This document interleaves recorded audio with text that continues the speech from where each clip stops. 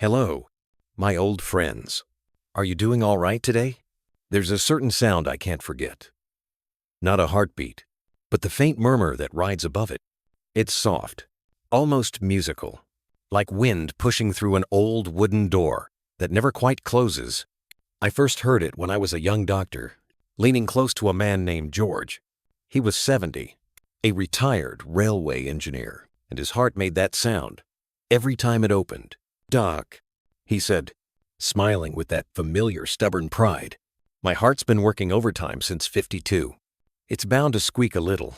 I laughed back then, but I don't laugh anymore when I hear that sound. That small, trembling murmur is what we call aortic stenosis, the slow stiffening of the valve that opens from the heart to the rest of the body.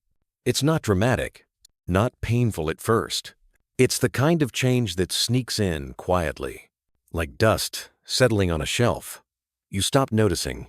For years, I thought I could hear it before my stethoscope did.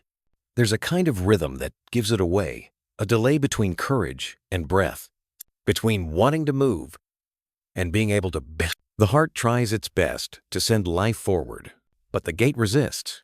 What I regret most is how many people I missed in those early years. I used to think you could tell who was at risk: the smokers, the heavy drinkers, the ones who never exercised. But aortic valves don't always follow those rules.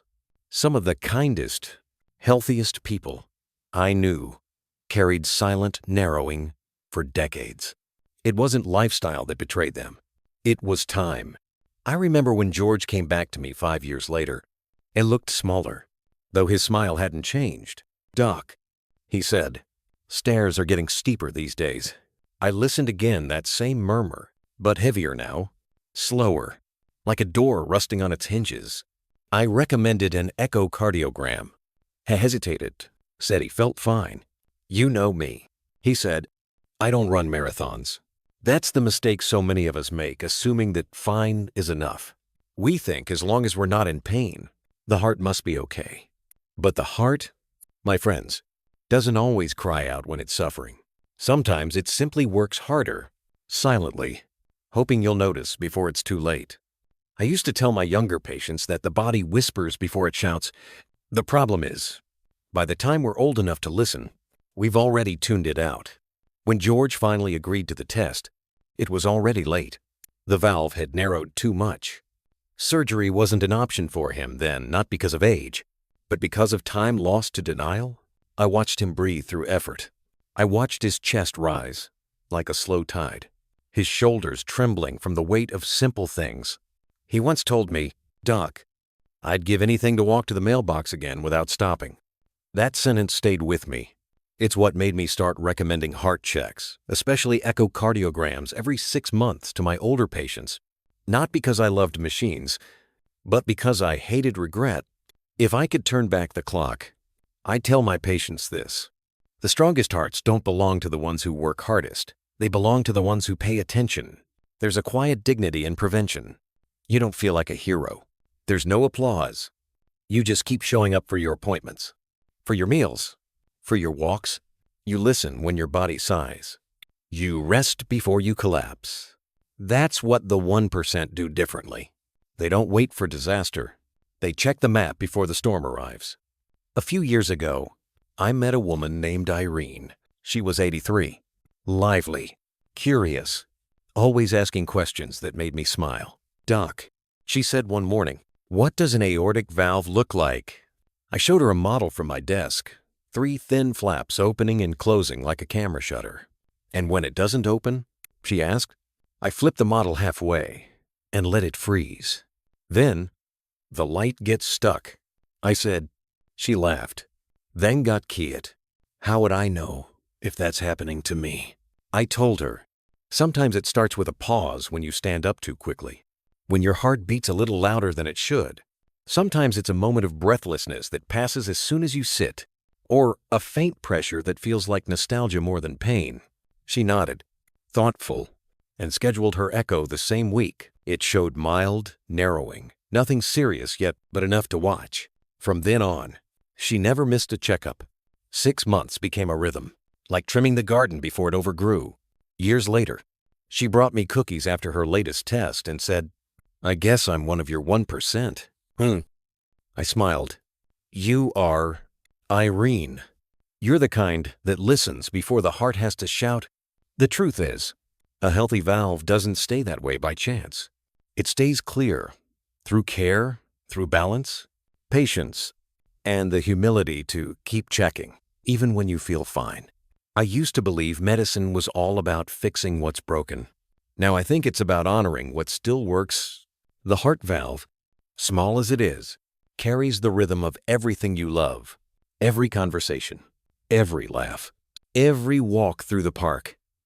All of it passes through those three little flaps, opening and closing, thousands of times a day. When I think of the 1%, I imagine people like Irene calm, steady, not afraid to look inward. They don't see checkups as weakness. They see them as gratitude in action.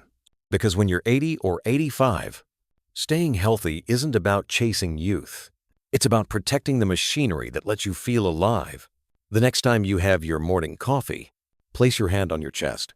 Feel that pulse, that warmth under your palm. That's the same valve you were born with.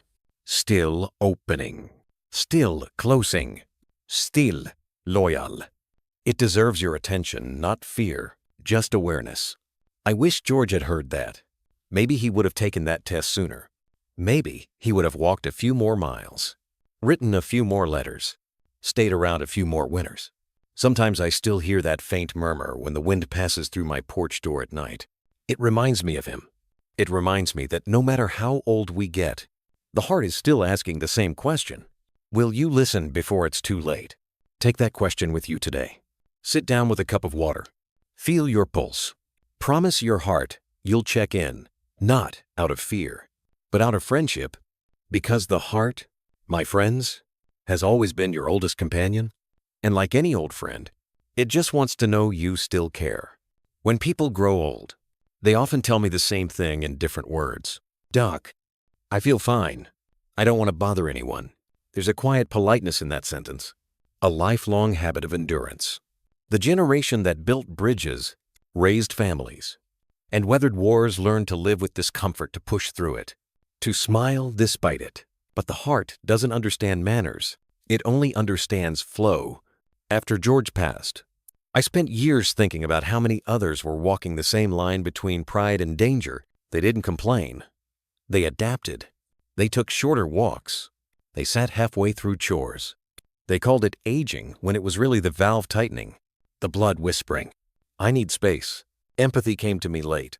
I had always been good at reading numbers, pressure, gradient, pulse rate, but understanding what it felt like to live inside a heart that's slowly stiffening, that took time and loss. I began to notice little things. How some patients would pause halfway up my office steps, pretending to admire the flowers. How others kept their smiles just long enough to hide the catch in their breath. I used to meet a man named Harold every 6 months, a veteran, 90 pounds of patience wrapped in an old wool jacket. He never liked doctors. "You're all too curious for my taste," he'd grumble. But his wife, Marie, always booked his appointments. One winter morning, she called to say Harold had refused his echo again. "He says he doesn't want bad news." She sighed. I told her, sometimes the bad news we avoid becomes the one we can't escape. When Harold finally came in, his face had that gray tint. I recognized too well, not sickness, but effort. I listened, and there it was again, the murmur, low and worn. I told him gently, "Harold, your heart's gate is getting heavy. It's time we see what's behind it." He shrugged, but he agreed. The echo showed severe narrowing. It wasn't too late yet. He had options, hope, choices. He looked at me after the results and said something I'll never forget. "Doc, I thought slowing down was just part of the deal. Turns out, it was a warning." That's the thing about growing older. It blurs the line between what's normal and what's neglect. We assume fatigue is just the price of time. But sometimes, it's the heart asking for help, in the only language it knows, rhythm and resistance. Reflection hit me years after Harold's surgery. When I visited him again, he was sitting by the window, light on his face, holding Marie's hand. "You saved me," she said, but Harold shook his head. "No, she did. She made me listen." That moment taught me something profound sometimes. Love is what keeps a heart alive. Not the medical kind, but the kind that insists we check, that refuses to let silence win. As I grew older, I began to see echoes of Harold and Marie everywhere. Couples who kept each other steady. Friends who reminded one another to go to their appointments. Sons and daughters who nagged gently about follow-ups. That's what the 1% really share. Not luck, but connection. They don't walk this path alone. Empathy changed my medicine. I stopped seeing aortic stenosis as just a valve issue. I began seeing it as a communication issue between the body and the person living inside it. The heart speaks in pauses and pulses. We just forget how to listen. One afternoon, I had a patient named Ruth, 86, delicate as lace, always dressed as if she had company coming. She told me she used to be a piano teacher. My fingers remember songs my head has forgotten. She laughed. During her checkup, I asked when her last echo was. She frowned. "Oh, maybe 2 years ago. I've been feeling fine." Her blood pressure looked good. Her oxygen too. But something in her pulse felt off, a hesitation between beats. I suggested another test. She sighed. "Doc, I've played enough notes to know when the music's slowing down." She smiled. "Let's check." Her results showed moderate narrowing, not dangerous yet, but not something to ignore. She began her 6-month rhythm of tests, each one like tuning an instrument. And she always brought me a small piece of sheet music afterward. Tiny notes, neatly written. "Just keeping things in harmony," she'd say. That phrase became my quiet motto. Keeping things in harmony. Because that's what the heart truly wants. Not perfection, not performance, but balance. A valve that opens and closes with grace. Blood that moves like melody. A person who listens to its tempo. I started to realize that medicine isn't just about longevity. It's about the quality of presence. How fully you can live inside each heartbeat. How gently you can meet your body's limits without bitterness. When I think of the 1%, I don't imagine people who never get sick. I imagine people who stay curious about their own hearts. They ask questions. They notice patterns. They stay humble enough to check. They give their doctors and themselves the gift of awareness. I once told Ruth, "You know, your heart is like an old piano. You can't stop the wood from aging, but you can keep it in tune." She smiled, tapping her chest. "Then I'll play it softly." And that's how she lived softly, steadily, with kindness toward her own rhythm. That's what I wish for you, too. To treat your heart not as a machine that might fail, but as a companion that wants your partnership. To see those 6-month checkups not as chores, but as small acts of care, proof that you're still listening. Because the truth is, a heart that's heard tends to stay. It stays longer. Steadier, getter. And when you finish this story, I want you to do one small thing. Place your fingers gently on your wrist or over your chest. Count the beats. Feel their consistency. That's your music. Keep it in tune. That's all the 1% ever do differently. They don't wait for silence. They stay in rhythm with life. There's a certain peace that comes when you stop fighting your body and start working with it. I didn't understand that until my own hands began to tremble slightly when I held the stethoscope. It was humbling after half a century of listening to other people's hearts. Mine was finally teaching me how fragile time can be. I remember one morning, not long ago, the light was soft, almost golden, falling through my window onto the old oak table, where I keep my blood pressure cuff and my small notebook of readings. I've been taking my own pulse every morning now, not out of fear, but out of respect. It's a ritual, quiet and deliberate, like saying grace. I think of all the people who waited too long to listen, and I whisper a small promise to keep paying attention. Resolution, I found, doesn't come from grand gestures. It comes from small, steady decision. For the heart, that means checking in not once, not when something feels wrong, but regularly, like tending a garden. You don't water a plant only when it's wilting. You water it because you want it to keep living. I once told a young doctor I mentored, prevention isn't exciting, but it's the kindest form of medicine. He nodded, though I could see the impatience in his eyes. When you're young, you want to fix things. When you're old, you learn the beauty of keeping them from breaking. So here's what I've learned about the 1%. They aren't perfect. They're simply consistent. They keep their appointments, even when they feel fine. They walk slowly, but every day. They rest before they're tired.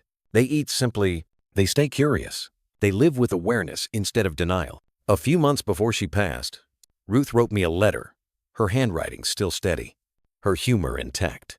She said, "Doc, the heart is funny. It doesn't complain when you listen. Only when you don't. Thank you for reminding me to tune it often." I still keep that letter in my drawer. It's a reminder that medicine, at its best, is a conversation between two hearts that are willing to listen to each other.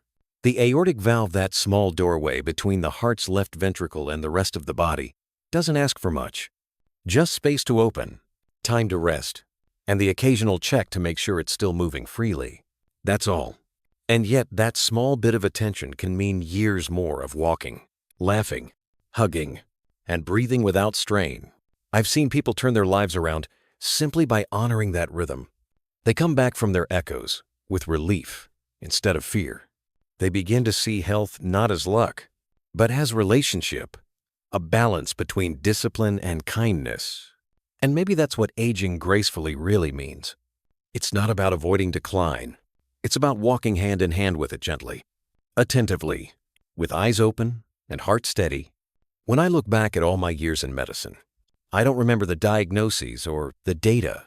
I remember faces: George with his engineer's grin, Harold and Marie with their shared patience, Ruth with her piano hands. Each of them taught me a verse in the song of endurance. Each of them showed me that the 1% is not a miracle. It's a mindset. It's the quiet decision to care before crisis, to measure before breaking, to breathe before rushing. And now, I want to leave you with something simple, a closing moment, like a soft note at the end of a song. Right now, wherever you are, take one deep breath. Feel it. Fill your chest. Let it out slowly, as if you're releasing the weight of all the years you carried without noticing. Then, with 2 fingers, find your pulse on your wrist, or just over your heart. Count the beats for a few seconds. They're steady, loyal, doing their job without complaint. That's your reminder not to fear the ticking of time, but to stay in rhythm with it. If you can do that, if you can listen kindly, check regularly, live gently, you'll find yourself among the quiet, extraordinary 1%. The ones who walk farther, smile longer, and keep their hearts clear long after the noise fades.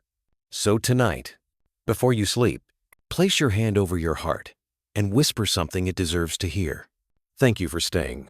And tomorrow morning, when the light touches your table, take a moment to listen again. The sound you hear isn't just your heart working, it's life itself, still opening its doors for you.